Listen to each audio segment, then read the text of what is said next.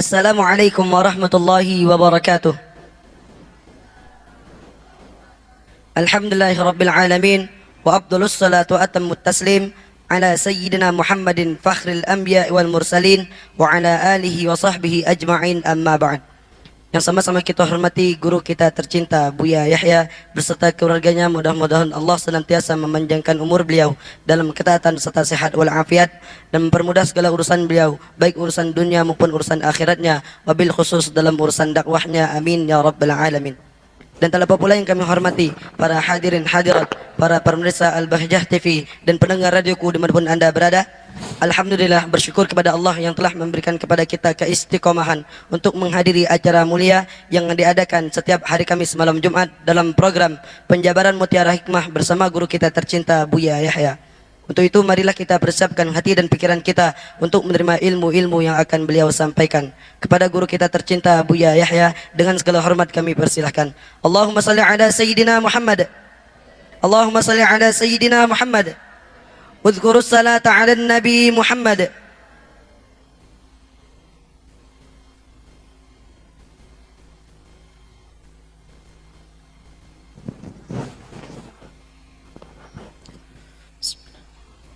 Assalamualaikum warahmatullahi wabarakatuh. Alhamdulillahi nahmaduhu subhanahu wa ta'ala hamdan yuwafi ni'amahu wa yukafi mazidah. Ya Rabbana lakal hamdu kama yanbaghi li jalali wajhika wa 'azimi sultanik. Subhanaka la nuhsi thana'an 'alaika anta kama athnayta 'ala nafsik.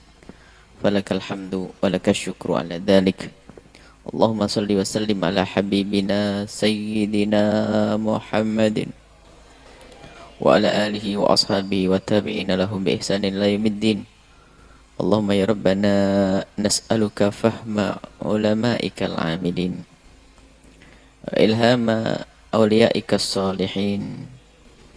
Ukhsurna yawmal qiyamati ma'a zumrati sayyidil mursalin.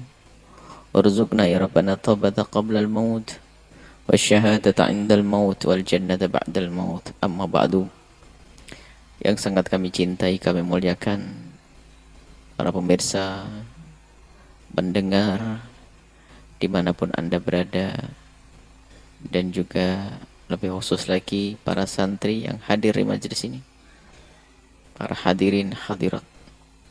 Alhamdulillah kita bisa melanjutkan perkumpulan kita atau acara kita, yaitu untuk menjelaskan daripada hikmah-hikmah yang pernah kami hadirkan di media-media dakwah Al-Bahjah. Kita sudah sampai kepada hikmah yang ke-10. Hikmah yang ke-10. Hanya kebodohan yang menjadikan seseorang itu sombong. Bermula dari air mani yang hina, dan akhirnya menjadi bangkai yang busuk. Di saat hidup pun kemana-mana di perutnya tersimpan sesuatu yang busuk, yang harus dibuang dengan kondisi busuk. Keringat mengucur pun menjijikkan. Yang biasa dengan baju bermerek akhirnya pun mengenakan kain kafan, baju seragam si fakir dan si miskin, dan si fakir dan si kaya. Merenungi diri. Kalau ada orang sombong, sebetulnya dia adalah orang yang sangat bodoh. Dan mengherankan tentu bagi orang yang berakal. Imam Ali bin Abi Thalib terheran dengan orang sombong. Gimana orang bisa sombong? Yang tu'arrikuhul baqatu, yang gara-gara kepinting saja sudah nggak bisa tidur. Wa tuntinhul arqatu, dan menjadikan bau tidak sedap gara-gara keringat. Di perutnya ada kotoran, setiap hari harus dibuang, itu adalah kotoran. Bagaimana dia harus sombong? Ini bahan untuk kita merenungi diri kita sendiri. Kalaupun kita diberi oleh Allah sesuatu yang baik, itu dari Allah, bukan dari kita. Maka benar-benar kalau orang sombong ini adalah karena bodoh.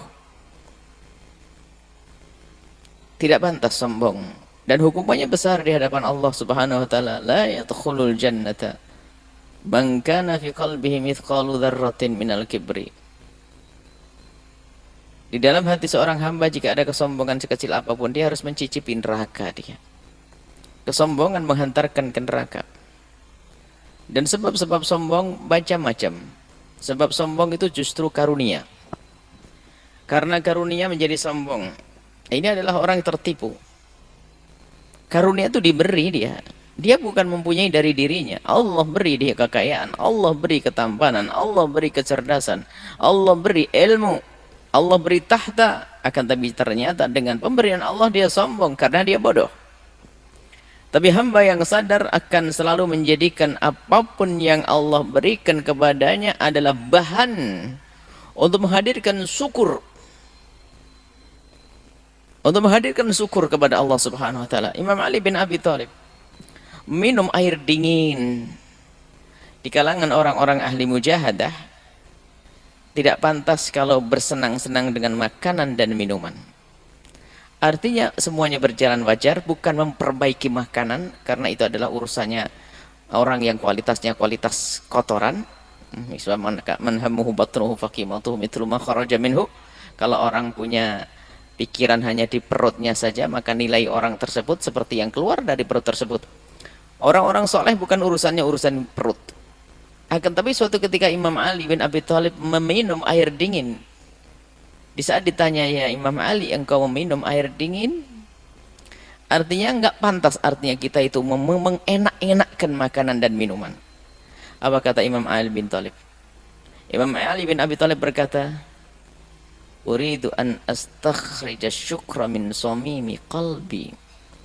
Aku sengaja minum air dingin begini agar aku bisa mengeluarkan rasa syukur yang dalam dari dalam kalbuku. Itulah orang yang sadar akan karunia. Nikmat yang Allah berikan untuk jadi bahan syukur. Bukan menjadi sebab sombong. Baik. Kesombongan ada macam-macam sebab. Sebab kalau diteliti orang sombong aneh. Sebab kekayaan, kekayaan Allah yang kasih. Sebab kecerdasan, cerdas Allah yang kasih. Sebab ilmu, ilmu Allah kasih. Sebab nasab, dia nggak milih juga, Allah yang kasih. Lalu kenapa orang sombong? Ya karena bodoh tadi. Dan kesombongan ini kalau sudah menguasai di hati sangat berbahaya. Bisa menjadi sebab seseorang menolak kebenaran yang Allah kirim. Sementara Allah yang Maha Kasih akan selalu mengirim dan mengirim kebaikan-kebaikan kepada hambanya. Akan tapi kadang ada hijab dari seorang hamba tersebut, yaitu al-kibru batarul haq. Kesombongan menjadikan orang ingkar, menolak kebenaran yang Allah kirim. Padahal mengetahui, mengerti itu sebuah kebenaran. Cuman karena ada kesombongan, maka orang akan menolak kebenaran. Dia tahu dan dia sadar, dia mengerti kalau itu kebenaran. Tapi pada akhirnya menolak karena ada kesombongan di dalam hati. Imamul Mutawadhi'in baginda Nabi sallallahu alaihi wasallam. Beliau imamnya ahli tawadhu, tapi bagaimana beliau? Kalau bicara tentang kegantengan, beliau adalah manusia terganteng, keharuman, paling harum, kecerdasan, paling cerdas, kepandaian, paling nasab terbagus. Akan tapi beliau adalah yang paling tawadhu. Beliau adalah Imamul Mutawadhi'in. Berbeda dengan Imamul Mutakabbirin, Iblis. Imamul Mutakabbirin, Iblis. Aba wastakbara wa kana. Aba wastakbara. Wa idh qulna lil malaikati isjudu li adama fasajadu illa iblis aba wastakbara. Iblis. Iblis sombong karena karunia Allah. Karena kehebatan di dalam beribadah, ahli dalam mengabdi kepada Allah, sujudnya hebat iblis. Akan tapi dalam hati ada kesombongan, maka menjadi sebab tidak patuh kepada Allah. Disuruh sujud kepada Nabi Adam alaihissalam, dia nggak mau. Karena ada kesombongan. Bukan level saya ini. Kok bisa? Ini ceritanya gimana? Rumusnya rumus apa ini? Menurut iblis, rumus apa?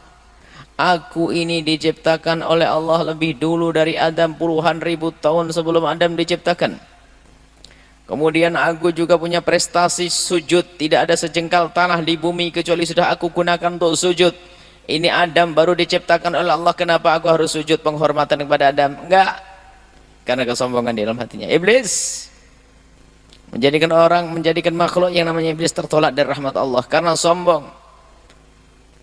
Begitu juga orang-orang yang ada pada zaman Nabi. Orang-orang Yahudi yang semula menanti kedatangan Nabi. Akan tapi mereka pada akhirnya menolak karena kesombongan. Mereka merindukan, mereka berharap Nabi Sayyidina Muhammad SAW adalah dari Bani Ishaq, dari Yaqub, bukan dari Bani Ismail. Akan tapi ternyata yang keluar Nabi Muhammad dari Bani Ismail. Maka tidak bisa menerima. Padahal dulu menanti-nanti kedatangan baginda Nabi wa kanu min qablu yastaftihuna 'ala alladziina kafaru. Mereka itu dahulu orang-orang Yahudi itu kalau dalam peperangan selalu kalau ingin dimenangkan Allah, mereka menyebut nama nabi akhir zaman agar dimenangkan oleh Allah, dan dimenangkan. Dan mereka tahu betul sifat-sifat baginda Nabi Muhammad SAW. Karena disebutkan di dalam kitab suci mereka dengan keterangan yang sangat jelas, sehingga kenalnya beliau adalah kepada baginda Nabi seperti seorang ayah. Ya'rifuna abna'ahum ya'rifunahu kama ya'rifuna abna'ahum. Ya'rifunahu, sangat mengenali baginda Nabi seperti mengenali anak-anak mereka. Mereka sangat tahu, dan itu Nabi yang dinanti, itu orang yang dinanti-nanti, tapi karena ada kesombongan. Ini akibat daripada sombong. Di samping orang sombong itu bodoh, akibatnya semacam ini. Maka ahli neraka yang seperti iblis, imamnya kan iblis, ahli neraka. Maka mari kita koreksi diri kita sendiri. Kadang kita bangga, kita sombong dengan bapakku karena anaknya seorang kiai. Kekayaan bapakku karena bapaknya orang kaya. Bapakku pejabat. Maka kalau gelar-gelar itu dibawa bukan untuk disyukuri, maka akan menjadikan seorang itu sombong. Dan coba saja kalau orang membawa kesombongannya nggak bisa dididik. Orang kemana-mana merasa anaknya kiai, susah diatur. Merasa anaknya pejabat, susah diatur, karena tidak ada tawadhu. Rumus ilmu harus tawadhu. Nggak akan bisa orang mendapatkan ilmu kecuali dengan ketawadhuan. Dengan ketawadhuan itulah ilmu akan didapat. Maka kalau orang sombong di samping dia bodoh, dia akan banyak dirugikan oleh dirinya sendiri. Kembali kepada renungan hikmah. Gimana kok dikatakan bodoh? Coba saja. Apa yang bisa kita banggakan dari diri kita ini? Yang katanya cantik jelita, ganteng mempesona, umur 60-70 tahun keriput sudah, hayat semuanya. Ayo mau apa? Mana dulu masa muda itu kisah masa lalu. Belum lagi kalau sudah meninggal, kalau sudah mati, tubuhnya kata cantik jelita 3 hari membengkak dia. Membengkak, memeletus dah. Setelah itu bau busuk dia. Dan kita bagaimana di dalam perut kita ada kotoran yang harus dibuang dalam keadaan busuk. Asal kita adalah sesuatu yang menjijikkan, air mani yang menjijikkan, ma'im mahin. Apakah pantas kita itu setelah itu sombong? Mulut tidak dicuci sehari saja, baunya tidak tahu kemana-mana. Keringat pun demikian. Apa yang akan kita sombongkan setelah itu? Mari kita merenung. Kita renungi diri kita sendiri, gak pantas sombong. Kalaupun ada sesuatu yang kita miliki, yang itu pun Allah yang memberi, bukan karena kita punya bisa mengeluarkan itu semua dari diri kita sendiri. Semua pemberian dari Allah. Setelah mati lihat kain kafan. Kalau kita merenung semua kekayaan orang yang mengumpulkan kekayaan dengan harta yang melimpah, rumah megah, mobil mewah, semuanya serba wah, pun pada akhirnya harus ditinggalkan. Setelah meninggal apa? Dia yang mencarinya dengan capek dan susah payah. Dia meninggal sudah tidak bisa membawa apa-apa, hanya kain kafan saja. Dia minta tambahan nggak boleh sama anaknya. Bahkan di saat masih hidup pun banyak batasan, nggak semuanya bisa dipakai. Tapi lihat kesombongan. Kesombongan Qarun, kesombongan Fir'aun, kesombongan Namrud, kesombongan Abraha, kesombongan itu akan hancur semuanya. Tapi kita ahli iman, ahli la ilaha illallah. Mari kita tata hati kita. Termasuk penyakit yang membahayakan ini termasuk ummahatu amradil qulub. Induk daripada penyakit hati adalah kesombongan yang ada di dalam hati kita, kata Imam Haddad. Dan juga kata Imam Ghazali rahimahullah ta'ala, Imam Haddad dalam kitab Adab Sulukul Muridnya, dan kata Imam Ghazali dalam kitab Bidayatul Hidayahnya. Kesombongan adalah induk daripada penyakit-penyakit yang lain. Lah kalau orang sudah sombong itu bagaimana? Nggak ingin ada orang lain lebih dari dia, maka kalau ada orang lain mau mengunggulinya, maka ada kegelisahan di dalam hatinya. Bahkan mungkin marah. Itulah sifat ngiri yang muncul. Sakit hati, rugilah dia. Ingin semua orang ada di bawahnya. Ghamtun nas, merendahkan manusia. Kalau berbuat baik pun bukan karena Allah, akan tapi berbuat baik karena ingin menampakkan kehebatannya. Dan dia enggak mendapatkan pahala karena kesombongan dalam hatinya. Jika ada orang dermawan, dia ingin lebih disebut sebagai orang dermawan. Maka kalau ada orang berderma 1 miliar, dia ingin 2 miliar. Cuman bukan karena Allah, tapi karena dia ingin jadi orang sombong, pengen disebut sebagai orang paling hebat. Dikuasai oleh ananya, anani, ego. Ana itu adalah kalimat iblis waktu dia menyombongkan diri. Dikatakan, kenapa engkau enggak sujud wahai iblis? Dia menjawab dengan ana khairun minhu, aku, ana khairun minhu. Aku lebih bagus daripada Adam. Allah, anak, ego. Orang membesarkan akunya. Mari kita semua merenungi. Yang punya nasab syukurilah. Sehebat apapun nasabmu, jika ternyata akhlak menjadi rendah-rendah. Orang tuamu adalah orang sealim apapun orang tuamu. Kalau akhlak anak jelek, tidak akan mulia dia. Kekayaan yang melimpah, kalau tidak dibarengi dengan ketawaduan, maka justru akan menjadikan semakin sengsara itu kekayaan. Akan menjadikan dia semakin sombong. Kecerdasanmu, wahai para penuntut ilmu, para santri, jangan sombong dengan kecerdasanmu. Ketahuilah begitu mudahnya Allah untuk menghilangkan hafalan seseorang. Dibikin licin, lantainya kepleset, gegar otak, hilang semuanya. Mau sombong apa itu orang? Mau sombong, nggak ada artinya sombong. Itu pemberian dari Allah, kecerdasan dari Allah. Maka hendaknya kita memperbanyak kalimat alhamdulillah, menyadari bahwasanya apapun yang Allah karuniakan ini adalah nikmat dari Allah yang harus kita syukuri, bukan untuk menjadikan sebab kita sombong.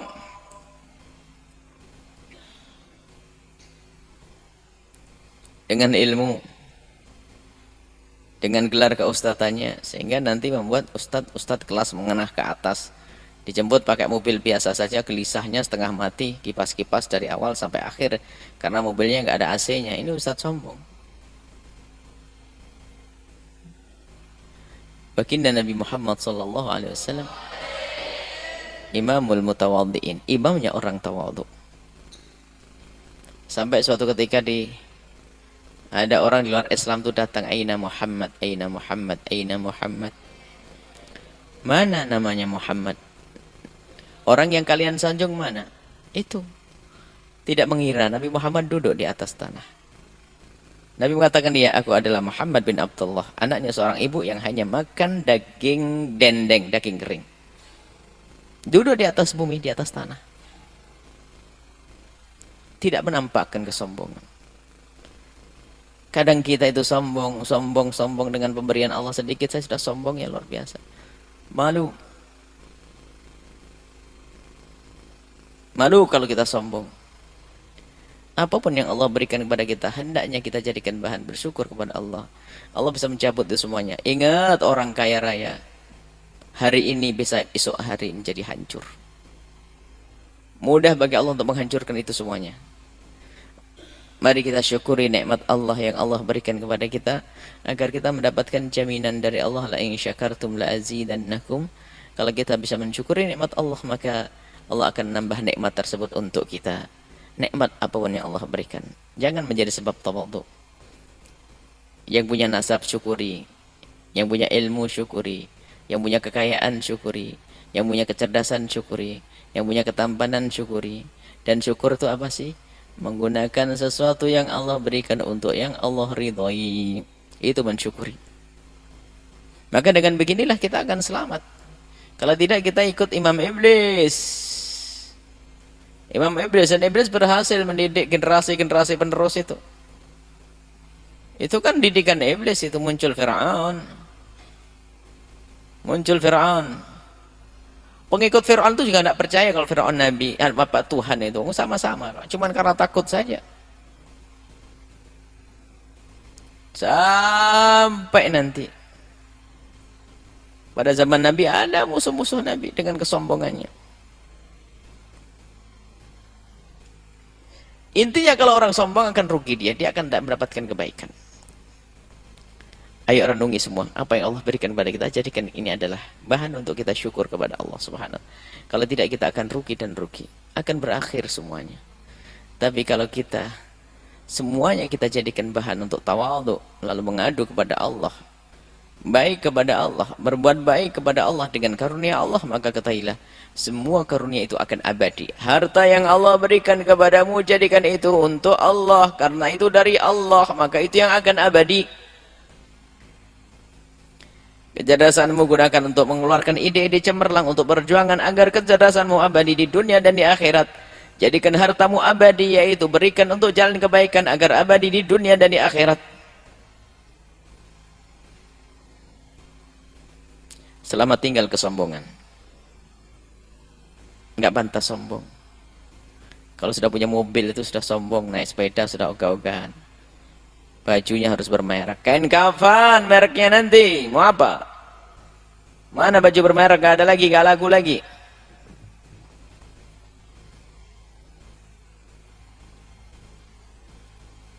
Biasakan dengan kesederhanaan. Itu adalah cara hidupnya baginda Nabi SAW.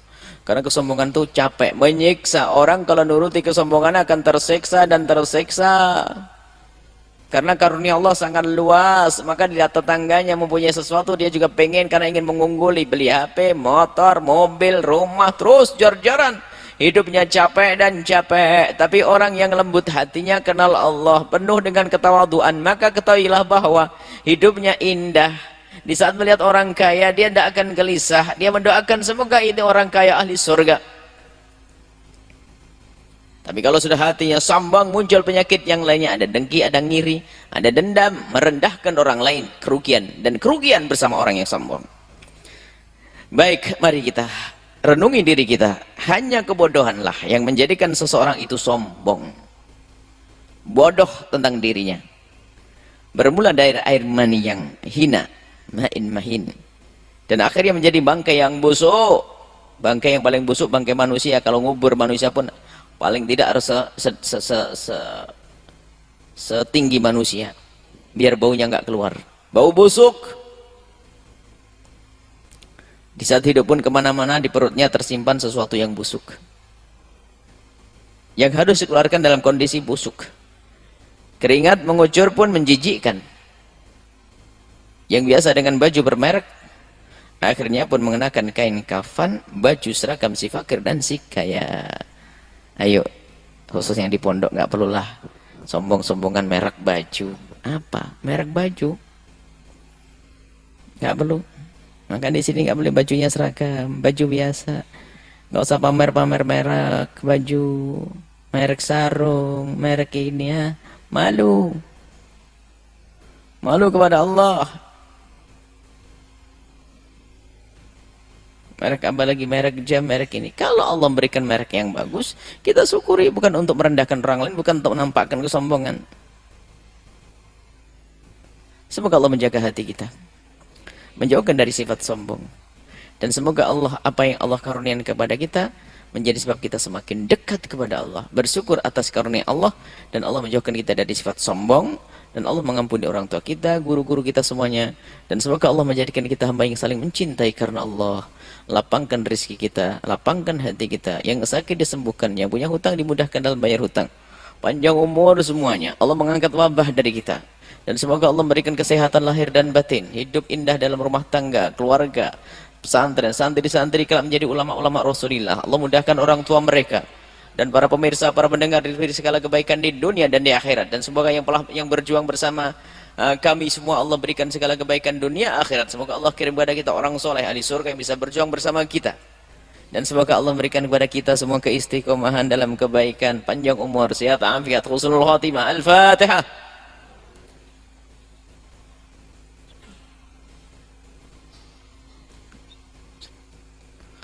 Assalamualaikum warahmatullahi wabarakatuh. Syukran kathiran kami hanturkan kepada guru kita tercinta Buya Yahya. Semoga apa yang beliau sampaikan menjadi ilmu yang bermanfaat dan dapat kita amalkan dalam kehidupan kita sehari-hari. Amin ya rabbal alamin. Baik para hadirin hadirat, para pemirsa Al-Bahjah TV dan pendengar radioku dimanapun anda berada, alhamdulillah demikianlah majlis kita pada pertemuan kali ini, dan akhirnya saya Muhammad Fadil beserta kru yang bertugas mohon maaf dan mohon doa selalu.